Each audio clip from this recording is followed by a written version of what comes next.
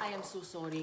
I've just managed to end a live video by trying to wave to someone and hitting end instead. I'm so sorry. Gosh, what a muppet. I'll wait for a few seconds for everyone to come back. Apologies. All these kids now have been like running to find their parents to get back on. Oh dear, I'm in the bad books. I'm in the bad books now. I'm so sorry. I tried to hit the wave button, which is right beside the finish button, and I hit finish instead of wave. I am so sorry. Right, Abby's back on. Sorry, Abby. Abby, I accidentally touched the finish instead of the wave button. I was trying to wave to somebody that just joined.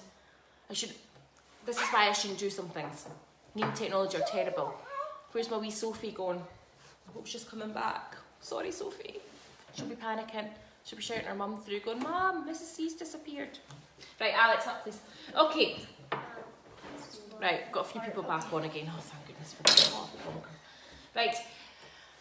Let's go wait for Sophie. Right, so, Abby, I hope you've done the tape. Okay. Oh, Abby, I'm so sorry. And Sophie, I'm so sorry. I accidentally hit finish instead of wave. I was trying to wave to somebody that just joined us. I'm so sorry. What a plonker. Right. In that chaos, I hope you've managed to stick your paper down. And if you haven't, if you want to go edge to edge, you're fine. Right, we're going to use Sharpie pens for this. Now, I said in the instructions earlier that you can go with oil pastel if you want, or you can go with Sharpie pen. Just whatever you've got to hand. Okay, right.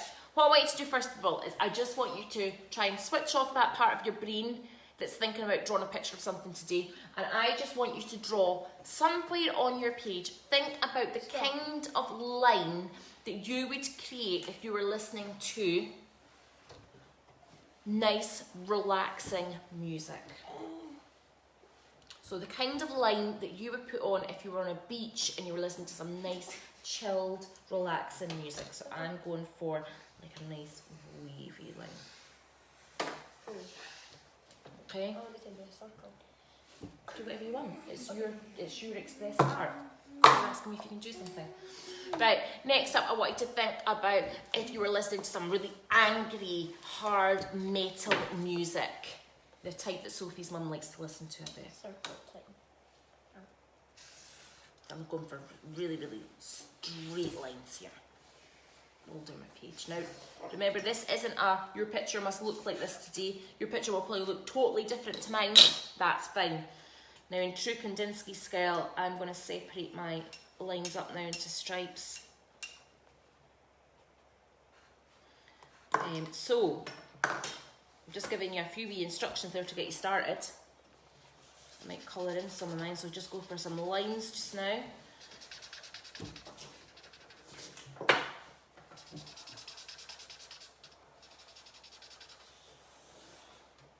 So when you're joining in now on our workshops, you'll probably find that what's happening a lot more is I'm giving out a few wee random instructions and we're all just kind of drawing and painting and doodling together at the same time.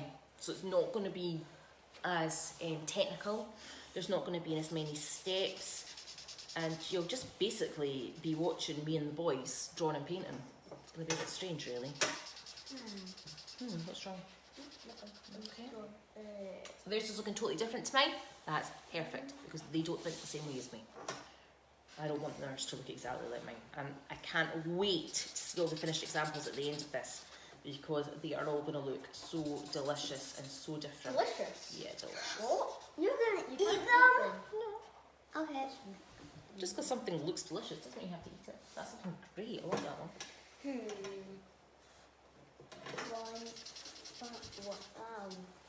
What is it? If you know my friend, Mr. Denny, the other art teacher, you'll probably find that I'm speaking like him slightly today. I spent a bit of time with him last week. We had some... you did bring me some cool stuff to play with. So we had a lot of time discussing art lessons and things. I feel like I've started speaking slightly American and having Americanisms. He would say the word delicious in terms of an artwork. Definitely.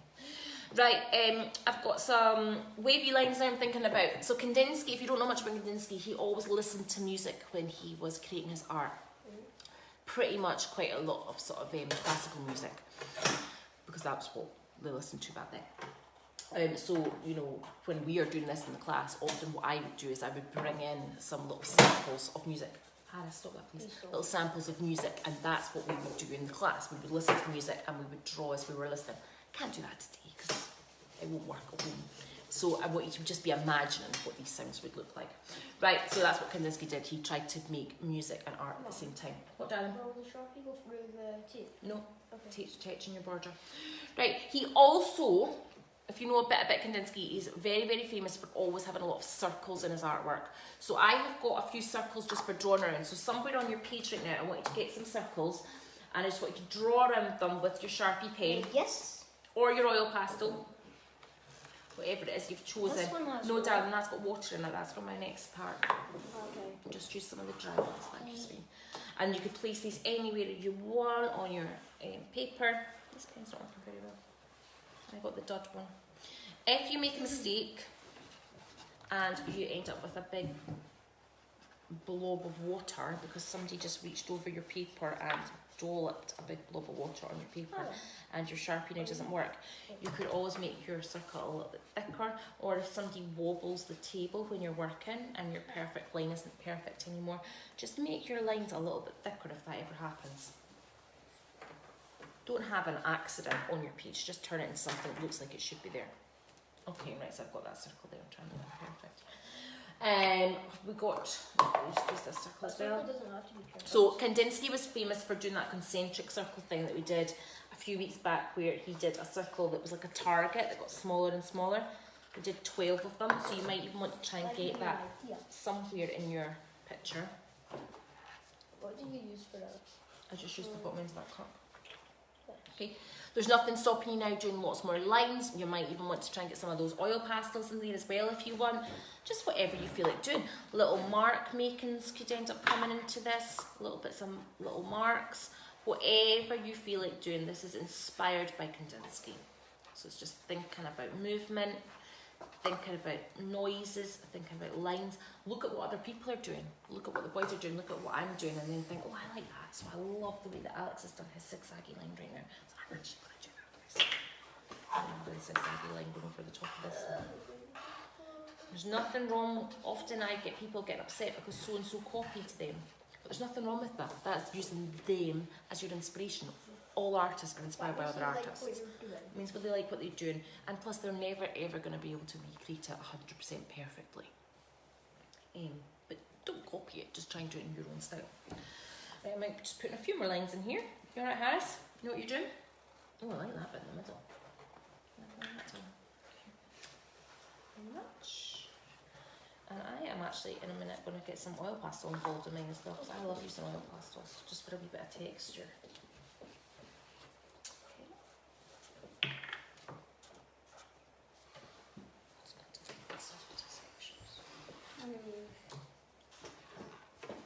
Alright, Harris.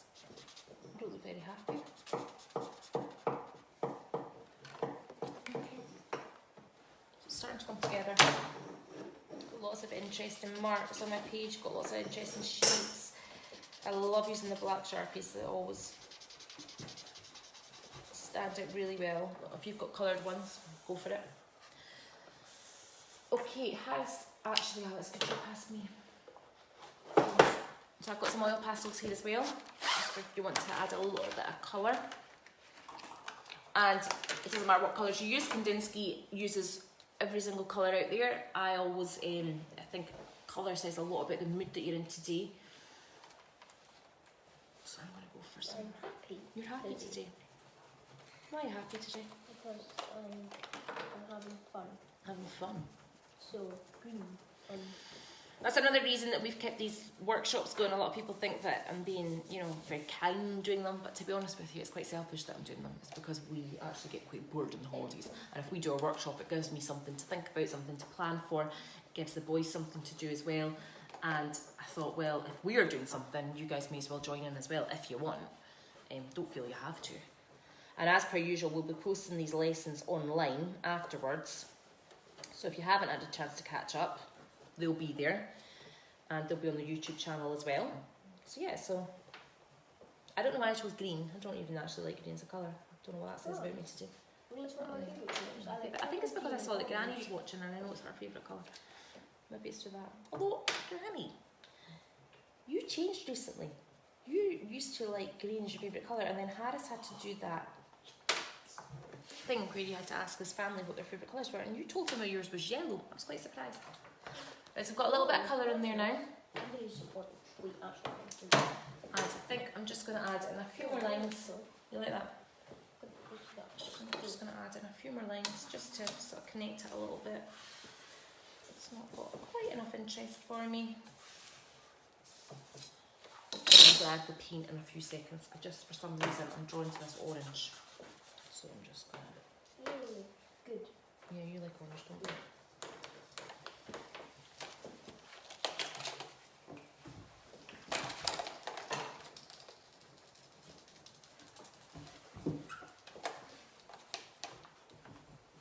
So Gillian, apologies, you were saying to me earlier, and I don't know if you're back watching or not, you were saying to me earlier that you were watching me while you were waiting on your dinner to cook.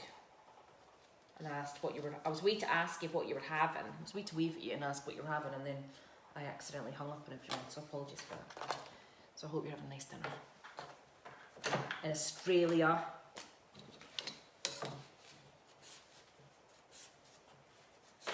Australia has lots of spiders. Australia doesn't have spiders. So I'll probably never go there. You'll probably never go there. Spiders.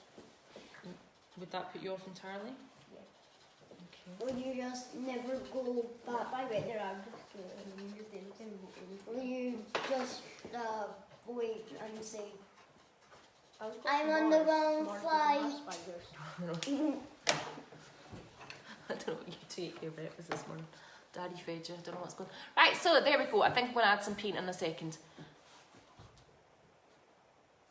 Yeah, Granny, you really did. You told him that you liked yellow. That was your favourite colour. Actually, maybe it was your pad that says yellow. I don't know. Right, I'm going to add some colour, and I'm going to do this in a really, really expressive way, so things are going to get quite messy in here in a second. So we haven't covered our table up, but if you want to cover up your table at home, you can. Got my favourite watercolours. You know I love these. Don't need to clean them up at the end. You can just put the lid back on, chuck the water in the sink, give your brush a quick rinse, and you're done. So these are getting a bit old now. Used them quite a lot lately. I need to treat myself to some new ones. You guys have got your own packets up there, okay? Just use a nice watercolour brush. I've actually brought out a couple of different sizes. And the trick to Kandinsky is try and paint sort of inside the lines now, or paint around the lines. And you can do this in any way you want. And I mean, again, I don't know what colours you're going to go with. I don't know what mood you're all in today at home. That brush was very dirty. So I don't know how this is going to pan out for you. It is always very, very, very helpful if you have got a clean brush at the beginning. It's like my third go at trying now to get this. So what you can do now is, the great news is the Sharpie, you can paint right over the top of that in any messy way that you want, and those lines will stand out really well. Sorry to have that.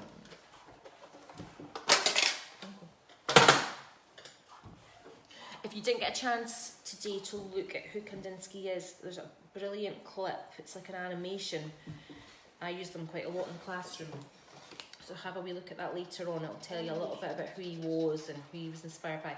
There's also an amazing music lab thing where you can create your own Kandinsky pictures, and it makes noises as you go along. Harris, you were playing with that just before we came on, weren't you? Mrs. McDonald sent it a few weeks ago for Harris to do, and he was so obsessed with it. I don't know how many times you played with it. It's a really, really nice one. Also, if you have put oil pastel on it, that's going to create a really, really nice texture when you paint on top. Okay, so now it's time just to play with the colours. Just slap them on. Slap. Slap, slap, slaps. The picture that I've got at the back, we did quite a lot of different watercolour techniques there. We didn't actually use any Sharpie with that one, but we just slapped it all on. Went for it. This is becoming very red. To get some more blue. Try and keep some parts of your picture white. Don't feel, normally I want the boys and girls to cover the whole paper, but today, try and keep some sections white. Kandinsky does that quite a lot in his artwork, leaves quite a lot of spaces white. Just use whatever colours you feel like doing.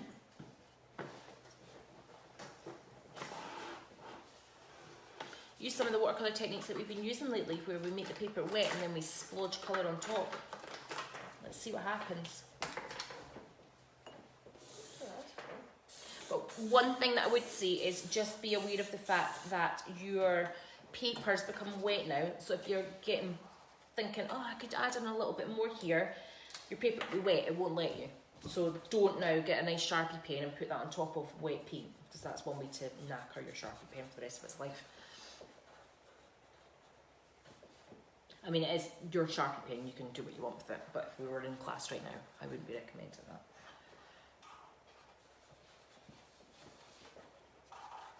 Okay. So yeah, this is looking very surprisingly interesting.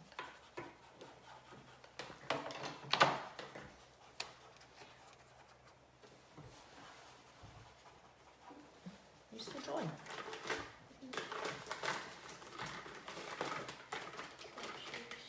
Drawing, don't you?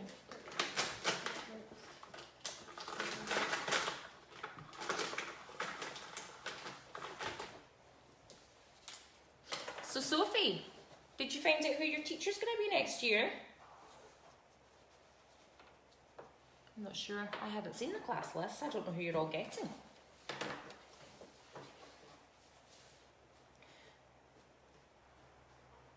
For some reason, I'm wanting to paint this inside of this shape blue.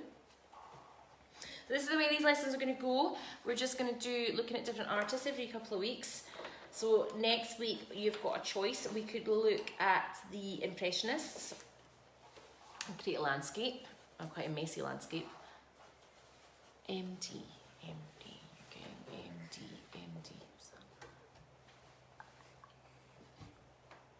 You're getting, you never are, you lucky thing. Oh, she's getting Mrs. Drysdale again. Oh, Mrs. Drysdale will be so happy to hear that. Well, that's great news. So you're going into the primary 1, 2. You must be going into the composite. Oh, that's lovely. She'll be super happy to be getting Sophie back for another year. You're getting the same teacher next year as well, aren't you? You're getting your teacher back again. You're getting Mrs. McDonald. This will dry quite quickly. So I love putting dry paint down on top of other lines. Actually, that's not looking like an eye now. Now, at no point did I say today I want to paint something that looks a bit like an eye. Didn't say that at the beginning. That's just happened by accident. And there really is no end to this. Like, you could keep piling on lines, shapes, patterns, anything you want on top of it. I sometimes like to also, to get a perfect spot, I like to use the other end of the paintbrush. Just get some dots on. So there's absolutely no end to this. You could keep playing with this as long as you want, and you could even get more paper out today and do lots of these. You could make them smaller, you could do A5 ones, you could do massive ones. When Mr. Denny's done this in the past, he loves doing Kandinsky workshops. What he actually does, this would upset some people though, he actually makes you all do this together. So you would pass your pictures round. So I would pass mine to Alex, he would doodle on top of mine. I would get Harris's, do some work on top of his, and vice versa. We've also done this as a workshop where we've gone to different schools and we've rolled out a massive sheet of paper and just let people do their own little designs that eventually all join together. And I didn't get to take part in it, but I remember seeing lovely photos of Mr. Denny's workshop that he did with teachers, a teacher workshop, and they did that. So yeah, so there really is the world's your oyster with this. Once you get into that way of thinking, it's just about stopping thinking of making a picture of something and just doing lines, shapes, movement. And this is a great lesson as well for, you know, those people that say they can't draw and can't paint. You don't have to draw and paint here to create a brilliant picture. Because everybody can draw a straight line, everybody can use a ruler, everybody can draw a circle, everybody can dab some paint down. Dab. Like this. Even Miriam would be able to do this today. Like this? Yeah.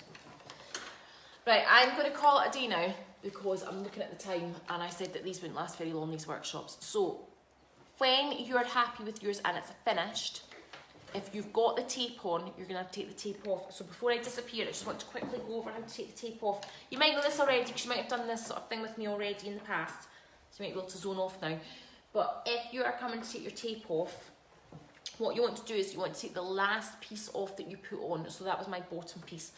So when I'm pulling it away, because I had them already. I know, well, you'll be the bottom because I always do it the same way. I always go top, side, side, bottom.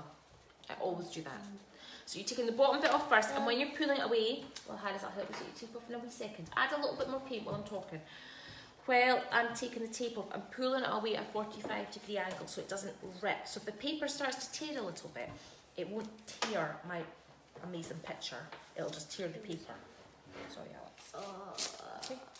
And you end up with this really, really nice straight edge. Okay. So I'm going to take off my sides now. And again, I'm just pulling at a 45-degree angle.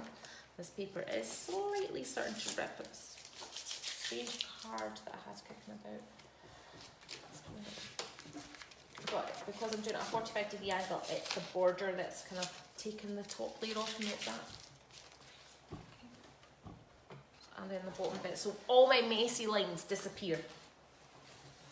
And people would genuinely look at this and go, how did you keep that so straight? How did you keep the lines so straight? Also gives you really, really nice corners. So there we have it. And that can go any way you want to.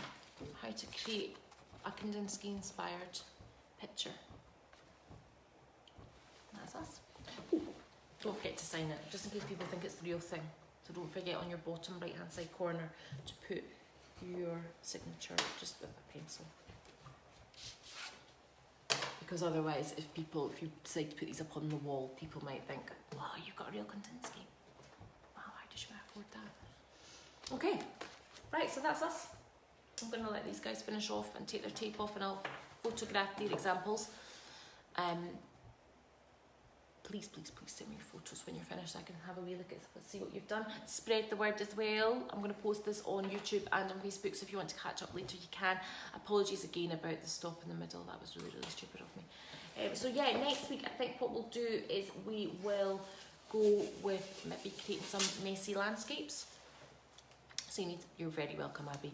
So you'll need some tape next week, some oil pastels again, and just some more paper. I might change my mind though. I've got about 7 lessons lined up there. So we'll have a wee look at the pad and see what will be a nice contrast. Right, lots of love. I'll speak to you whenever I see you next. Take care of yourselves. Bye.